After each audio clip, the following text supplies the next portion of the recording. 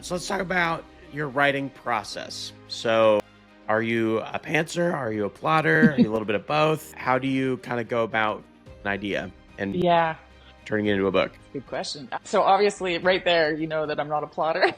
It's like, how do I do it? No, I think part of what really hung me up in the beginning was I wanted to be a plotter, and Hmm.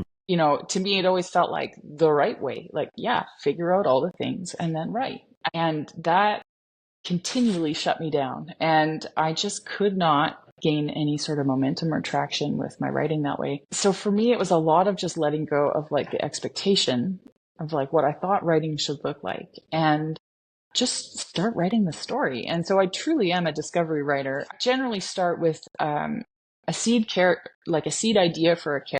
And I feel like I'm often like, okay, where does this character belong? And where does this world, like trying to mix and match what story is going to fit with which character. And I feel like if you can really flesh out a character, and again, I don't write this stuff down. I call it like, I like percolating, right? Like I just think about it. I don't know. I have lots of post-it notes. I count those. I just got walls of post-it notes. But to me, it's like if you can have a well fleshed out character and you understand who they are as a person, what they want, where they, are headed, what's driving them, and then you can put them in a world, whatever conflicts are coming their way, it starts to like almost drive itself. Hmm. And I love being surprised. I love rounding the bend and going, snap, like that's not where I thought this was going at all. And Hmm. um yeah. So I think the process for me is like whenever I like I still fall back into like, oh, I need to figure this out first and not write. And inevitably the answer to that is just sit down and start writing.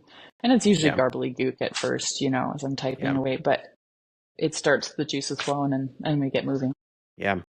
That's such an interesting feature of, I suppose, creativity in general, but I think writing, like, you're just writing along, and of course, it's all coming from you. Like it's Hmm. all in your brain, and it's all coming from your brain.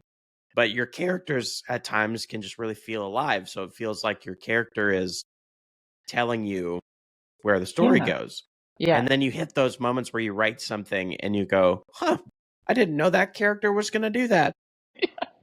But like also you created it. Yeah. Like it's like a weird loop It that is. it's so It's strange. like an inception moment or something where you're like, Yeah. whoa. It Yeah. does happen like that though. And I think when you try to talk to non-writers, non-creatives, and you're like, yeah, like it just totally got away from me or whatever, you make a comment like that, they Mhm. can kind of look at you like you're leaning into some sort of like spooky, Mhm. ideas. But I think that's the cool thing is that I have this like little mantra sort of thing that I read before I write sometimes. And one of the things it talks about is giving the characters the dignity of autonomy, like Mhm. that they can like actually make choices that I wouldn't make because I'm giving them the ability to be their own person. Mhm. And I think so that's really important to me that I'm not like being prescriptive in my characters or in my stories, right? Like I'm not here to tell anybody anything about life other than just to explore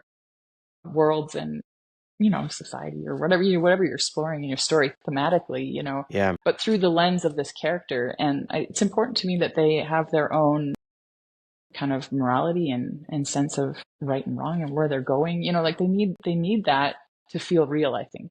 Yeah. Do you find at times it's tough to, I know this was like this for me at first when I started writing, but like, do you find at times it's tough to, I don't want to say it, write a character that is not like you, like not like Yeah. your morals or your, Hmm. like write someone totally different to what, Yes, yeah, I find it very absolutely. tough.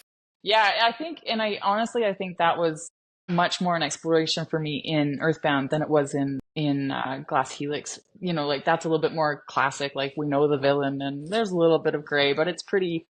We know our heroes, and everybody stays on their track. Earthbound, things are a lot more gray. Mm. There's like all sorts of things, and there's choices going on in that story where like, ooh, and it's actually part of the tension because I think there's choices being made that should make you go, really? You're going to do Hmm. that? So that is challenging though. And I think for me, it's always like, I just want to like have everybody happy. Yeah, right. Like, oh, here's my nice little characters, my nice little story.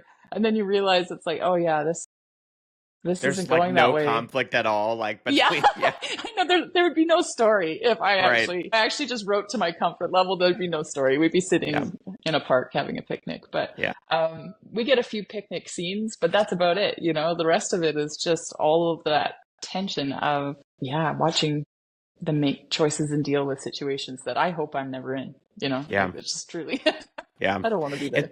It's almost like weirdly coming to, it's like, so I like when you write a character at first, I feel like you're kind of writing the idealized version of like if they Yeah. made all the right choices and this. Yes. So it's Yeah. almost like this weird, you have to come to terms with the fact that like you also make wrong choices just in your Yeah. life as a person. And Yeah. so being like vulnerable enough with your writing Yeah. to accept that like I make wrong choices, so my characters need to make wrong Yeah. choices. And I totally think you're hitting on something there too. That's exactly it. It's vulnerability. And I think you have to be brave to write things that are messy. You mhm, know what I mean? Like if we want our stories to be interesting, I think we have to be able to lean into the fact that that means that things aren't perfect and we don't, if we had all perfect characters facing, you know, situations that we knew how they were going to get through, it takes mhm. all of the sort of intrigue and interest out of it. So to find those more interesting stories, we have to be willing to write a little bit more brave, I think.